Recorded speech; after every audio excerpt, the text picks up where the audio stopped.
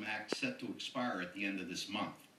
I want to take this opportunity to emphasize the importance of this act, and I also want to thank my counterpart, my colleague, and my good friend Chris Smith on the other side of the aisle for his leadership on this issue.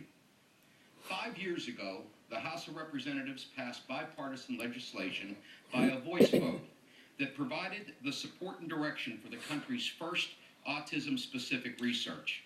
That bill, the Combating Autism Act, included life-changing provisions relating to the diagnosis and treatment of persons with autism spectrum disorders and expanded biomedical research on autism, including an essential focus on possible environmental causes. With this funding, the Centers for Disease Control have been able to put together detailed surveillance of autism so that we have better data to use. Autism screening at well baby checkups have become mainstream, and parents are better educated about the warning signs along with the treatment of options.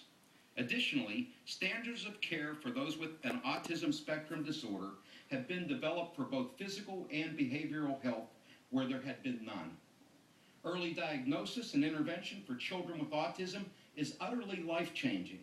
It can mean the difference between independence in the community and living in a communal home. It can mean the difference between speaking or being mute.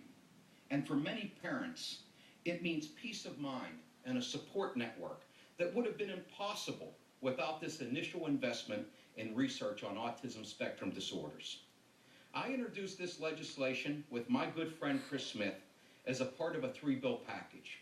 Those pieces of legislation would ensure that there are also services available to adults with autism, which I think is critical.